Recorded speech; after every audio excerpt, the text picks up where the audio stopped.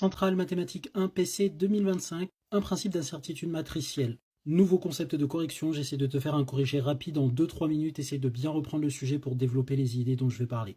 Mes pauses pour lire l'énoncé, et on commence avec la partie A, questions 1, Q1 et Q2, et on désigne par eux le C-espace vectoriel des fonctions indéfiniment dérivables de R dans C. On prend l'opérateur qui a une certaine fonction associée moins sa dérivée seconde, on demande de montrer qu'on définit un endomorphisme de E. Si la fonction est indéfiniment dérivable, évidemment, f seconde est indéfiniment dérivable. Et par stabilité de l'espace vectoriel par multiplication scalaire, j'ai bien que moins f seconde est toujours dans C infini de R dans C.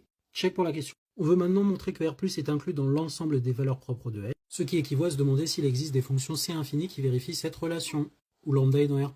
Oui, c'est juste une équation différentielle d'ordre 2, d'équation polynomiale caractéristique associée celle-ci, et les solutions sont de cette forme-là d'après le cours, ce qui est bien C infini. Check pour la question 2. On introduit ceci et je te laisse lire le début de l'énoncé et on fait la question 3. On veut montrer la convergence de l'intégrale. On montre que l'intégrale est absolument convergente en prenant la valeur absolue de ce truc, donc le exponentiel moins i si t dégage. Et en valeur absolue, le GA, on peut montrer facilement que c'est un petit taux de 1 sur t2, en plus et moins l'infini, donc on n'a pas de problème en moins et plus l'infini, on n'a aucun problème ailleurs par continuité. Absolue convergence de l'intégrale, donc convergence de l'intégrale, check. Question 4, démontrer que l'application GA chapeau est de classe C1, théorème de convergence dominée pour les fonctions C1. On domine la dérivée partielle de l'intégrale par rapport à xi, ce qui nous fait du blabla t fois GA de t fois un blabla qui a un module inférieur à 1. Je prends les valeurs absolues, c'est inférieur à t fois GA de t en valeur absolue, qui encore une fois n'a pas de problème d'intégration en moins et plus l'infini par le même genre d'argument que la question précédente. Question 5, démontrer que GA chapeau est solution de R d'une équation différentielle du premier ordre, qu'on l'explicitera en déduire que G chapeau de R est égal à ceci. À l'aide du théorème précédent, on dérive dans l'intégrale. Petite note, j'avais pas fait gaffe, d'ailleurs on admet la convergence de l'intégrale, donc on n'a même pas besoin du petit taux, tout ça. On fait une IPP en dérivant le G de A.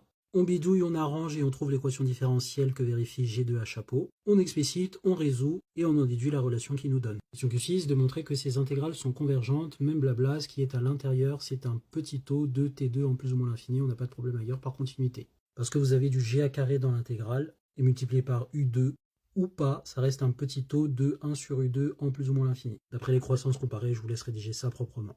Déterminer leur valeur, pour la première c'est simple, on a juste un 2 qui ici est dans la puissance, qui va simplement s'incruster dans l'exponentielle, donc je fais un petit changement de variable et j'obtiens un facteur de ce truc-là. Deuxième IPP, je fais gaffe à ce que mes fonctions soient bien C1 sur R, je dérive U, je primitive U fois GA carré U, je bidouille et je m'en sors. Je définis ensuite les quantités par ces relations, donc les quantités sigma F et sigma T, et la question 7 c'est démontrer cette égalité.